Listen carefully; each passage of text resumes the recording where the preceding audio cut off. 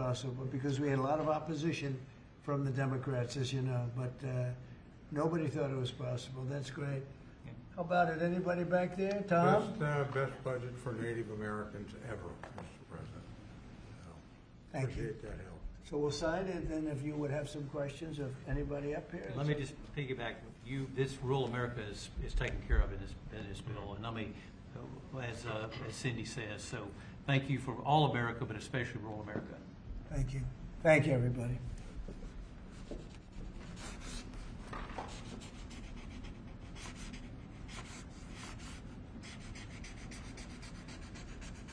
So I probably won't hold this up. And I think holding up one little page doesn't do it justice. In there, it's a lot of stuff, but it's signed. Thank you.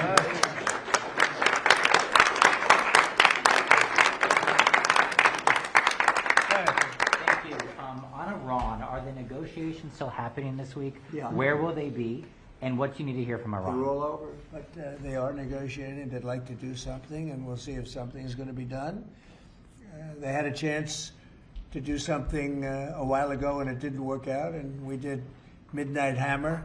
I don't think they want that happening again, but they would like to negotiate. We are negotiating with them right now, yes. Mr. President. Where will the meeting be? It seems like I it's can't tell changing. you that. Mr. President. There's more than one meeting. Yeah, please. Mr. President, how was your meeting with Gustavo Petro earlier today, and did you come to any agreement on counter-narcotic efforts? Yeah, we did. We worked on it, and we got along very well. He and I weren't exactly the best of friends, but I wasn't insulted because I never met him. I didn't know him at all. And we got along very well, and we're working on that. We're working on some other things too, including sanctions. And yeah, we had a very good meeting. So you reached an agreement? I thought he was terrific. You know, he was very good. We got along great. Mr. President, can you give us any update on how the talks are going for potential changes to the Department of Homeland Security? Have you agreed to any specifics? None. Well, we have a secure border. In fact, we have 9 months now where nobody has come into our country illegally. Now, I don't know if I can believe that because, you know, you go from 25 million people to nobody, but the Democrats do that. You know, they're leaning left, the people that do that report. And for 9 months, they have said nobody has come into it. It is a strong, great border. We do have people coming into our country, but they're all coming in legally. You take a look at that and look at what was going on a year and a half ago on our border, where criminals were coming in, drug dealers were coming in, people from mental institutions were coming in. The worst, you know, they say the worst, I don't even know if I like the term, but the worst of the worst was coming into our country. And now we have virtually our country it's beautiful to see. Even if you go down, you know, some of you, I think, were down there a couple of weeks ago, and you couldn't believe it, right? Because you were there 2 years ago. 10,000 a day. And 10,000 a day, and now you didn't even see anybody. Nobody comes up. We're saving lives because nobody comes up. They have to come through the jungles, and they're dying of all sorts of problems, including murder.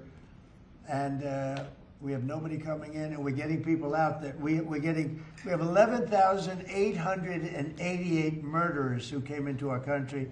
We're getting them out. We're getting them out fast. And the only place where there's a little bit of a problem, and I will tell you this, Minnesota, their crime because of us, because we've taken out thousands of criminals, their crime is down. Not because of anybody else, it's because of us. Their crime is down. But all over the country, wherever we're involved, we're getting criminals out of our country, and the crime rate now is the lowest it's been since 1900. That's 125 years. And that's despite the fact with an open border stupid policy, 25 million people, in my opinion, came into our country. And many of those people should not have been allowed to come into our country. Mr. President, on Ukraine, Mr. President, yesterday you were talking about how Vladimir Putin had agreed to a pause during the cold weather. Overnight, those attacks have started up again. Apparently the worst. It was Sunday to Sunday, and it opened up, and he hit him hard last night. No, he agreed. He kept his word on that. It's a lot. You know, 1 week is, we'll take anything because it's really, really cold over there. But it was on Sunday, and he went from Sunday to Sunday. Are you disappointed he didn't go further or go longer? I would like him to. I want him to end the war. I spoke to him. I want him to end the war. Mr. President, what exactly did you mean when you said that you should nationalize elections. And which 15 states are you I talking want about? to see elections be honest. And if a state can't run an election, I think the people behind me should do something about it. Because, you know, if you think about it, a state is an agent for the federal government in elections. I don't know why the federal government doesn't do them anyway. But when you see some of these states about how horribly they run their elections, what a disgrace it is, I think the federal government, when you see crooked elections, and we had plenty of them, and by the way, we had them last time, but go to 2020 and look at the facts that are coming out. Rigged, crooked elections. If we have areas, take a look at Detroit, take a look at Pennsylvania, take a look at Philadelphia. You go take a look at Atlanta, look at some of the places that horrible corruption on elections. And the federal government should not allow that. The federal government should get involved. These are agents of the federal government to count the votes. If they can't count the votes legally and honestly, then somebody else should take But the over. Constitution says it should be states that Go administer ahead. elections, Mr. Yeah, President. they That's what the can, you know what? Constitution says. They can administer the election, but they have to do it honestly. Are you open to negotiating on warrants when it comes to ICE? This is an ask from Senator Schumer. Meaning, Requiring search warrants for ICE and immigration officials. I haven't even thought of it. I'm not thinking about search warrants. Yeah, Lindsey Graham is going to answer that. No, it makes no sense. If we have to get a search warrant to get 15 million people out, Schumer's telling me he doesn't want them out. It's the most ridiculous idea. They do have some good ideas, I think. But I've got a better idea. It's your idea. In sanctuary cities. On immigration, I know what I'm talking about. I've got the scars to prove it. Y'all are playing like Biden didn't exist. Y'all won't tell the American people about Lake and Riley. It's a one-sided debate. For 4 years, our border was obliterated. They let them come in by the tens of millions, and they want to go back that way. We're not going. So, Mr. President, stick to your guns. If you got reforms that make ICE better, more professional, talk to me. But you should embrace what I'm suggesting. As long as 12 states have sanctuary policy, they'll keep coming. Unfortunately, you won't be president forever. These magnets of illegal immigration have to go. There is no upside to sanctuary city unless you're a complete radical nut job. The cops hate it, fraud around sanctuary cities, and you're going to get more illegal immigration. We'll have a debate. I've been trying to solve this problem, but what the Democrats are doing is they're not getting to the underlying problem. It's not Stephen Miller. It's not Chrissy Nome. It's not me. It's not you. It's policies that have been on the books that don't work. So if you want to debate on how to solve this problem, show up next week. I'm going to take President Trump's idea that it's time to end the insane policy of sanctuary cities. We're going to take it to the floor and we're going to vote, and people in November are going to get to see who they trust to keep the border secure. Schumer or Trump? I'm with Trump. Mr. President. And by the way, I hope you're going to press that very hard. And the other thing, we are with you. I think everybody's with you. It's a sanctuary for criminals. That's who it is. They could make our lives so much easier. All they have to do is hand over their criminals, hand over people that came into our country illegally that are murderers, that came out of jails, that came out of mental institutions, that are drug dealers. I can't believe in Minnesota that they want to have murderers walking all over the streets. I just don't believe it.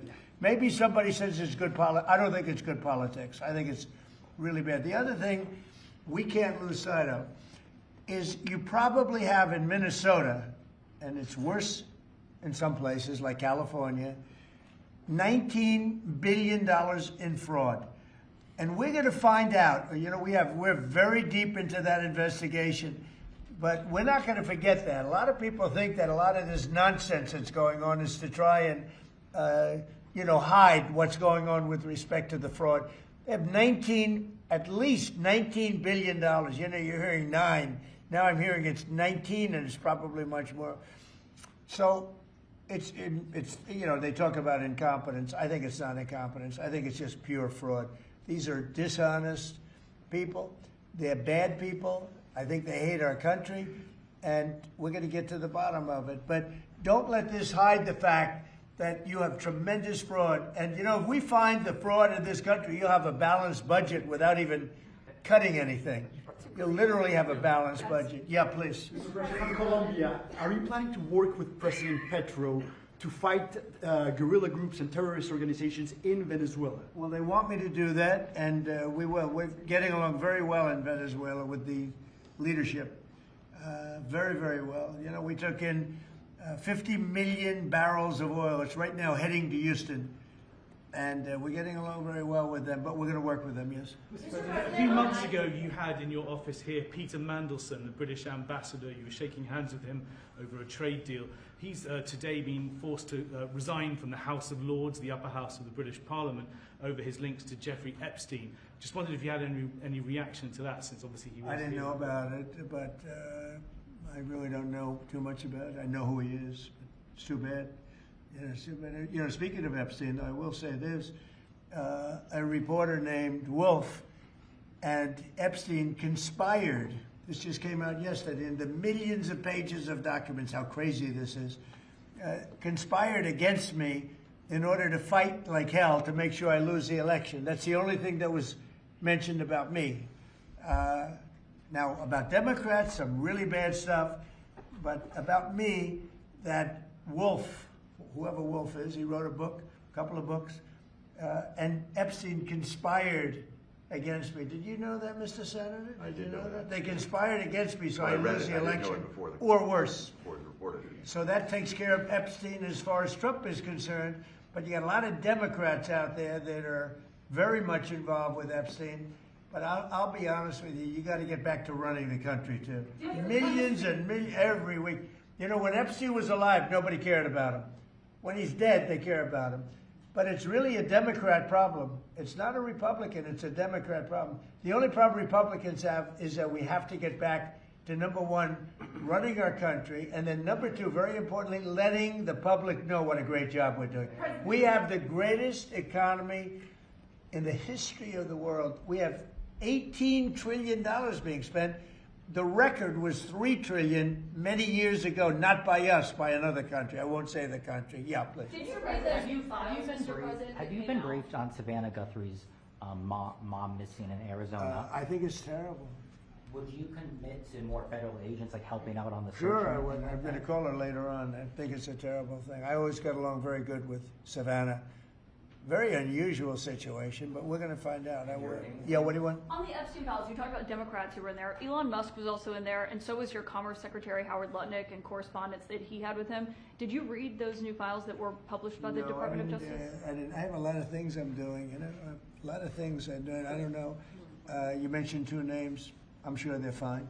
I'm sure they're fine. Otherwise, it would have been major headlines. A lot of women who are survivors of Epstein's are unhappy with those redactions that came out. Some of them, entire witness interviews are totally blacked out. Do you think that they should be more transparent? The fact that they thought they released too much. You know, I heard that, and you tell me something else. No, I think it's really time for the country to get onto something else. Really, you know, now that nothing came out about me, other than it was a conspiracy against me, literally, by Epstein and other people. But I think it's time now for the country to maybe get onto something else. Well, what would you say to people like who feel like they haven't gotten healthcare, justice, Mr. President? something that people care about. Yeah, what did you say? Go ahead. What would you say to the survivors who feel like they haven't gotten You are the justice? worst reporter. No wonder CNN has no ratings because of people like you. You know, she's a young woman. I don't think I've ever seen you smile. I've known you for 10 years. I don't think I've ever seen a smile on your face. You know why? You know why you're not smiling? Because you know you're not telling the truth, and you're a very dishonest organization, and they should be ashamed of you. Okay, go ahead. Mr. President, you mentioned health care, and the bill that was just passed does not include your health care savings account. So this is a question for you, and maybe for Mr. Speaker as well. I'm so proud of the health care savings accounts because it's going to happen. And hopefully, instead of insurance, and I hope this happens, and I hope you guys can do it, let the insurance companies not do quite as well. You know, they're going up 15, 16, 17, 100%. Think of it. The money should be paid directly to the people. You know, trillions of dollars goes out. The money should go to the people. They should buy their own health care. It can be in a health care, you know, account, savings account, any account you want to make. The money should go to the people. The people should buy their own health care, and they're going to save a lot of money, and they're going to have much better health care. And it's very simple. The problem is the Democrats are owned by those insurance companies. They're owned lock, stock, and barrel. And the Democrats will never vote on it because the Republicans should get that through. And you know how you get it through? The filibuster. Get rid of the filibuster and start voting. Yes. Mr. President, today we heard that the Clintons set deposition dates to testify before the House Oversight Committee. Any reaction to that related to the Epstein? I think it's a shame, to be honest. I always liked him. Her, yeah. She's a very capable woman. She was better in debating than some of the other people, I will tell you that. She was smart woman. I hate to see it in many ways. I hate to see it. But, then I look at me. They went after me like, they wanted me to go to jail for the rest of my life. Then it turned out I was innocent, very innocent. I had a friend that said, a very smart friend, he's a very wealthy man, knows the life, streetwise guy. He said, you have to be the most honest person anywhere in the world because there's never been anybody who's been examined up and down. I have hundreds of thousands of pages of documents, millions of pages. With all of that, they found absolutely nothing wrong. Remember, his tax returns, they fought for years and years. And then the Supreme Court, I was surprised, they ruled I had to give my tax returns. I'm the only one that had to ever do that. But I had to give my tax returns. I gave my tax returns. They hired the best accounting firms in the world. They found nothing. And this friend of mine said, you have to be the most honest person in the world. He actually said, me referring to him, I'm a pretty honest guy, but I could have never withstood that. They've gone through millions and millions of pages, and here I sit winning an election in a landslide, winning the popular vote, winning all 7 swing states, winning 86% of the counties in the United States. That's why those maps that you see are all red.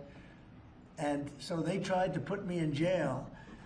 And I shouldn't feel this way, but I feel badly that they have to go through that. But then I say, but they did far worse than me. They wanted to put me in jail. Think of it. I was a very good president. We had a great first term. Rebuilt the military, biggest tax cuts ever, biggest regulation cuts ever. But, I will say this. I think I can say, what do you think, Lindsay? My second term is blowing my first term away. And my first term was really good. Reagan plus. Reagan plus, yeah. Well, whatever. Thank you very much, everybody. Thank you, everybody. Thank you, press. Thank you, press. Thank you. Thank you, press. Thank you, press. Let's go. Start moving. Thank you. Thank you. Let's go. Thank you, press. Thank you, press.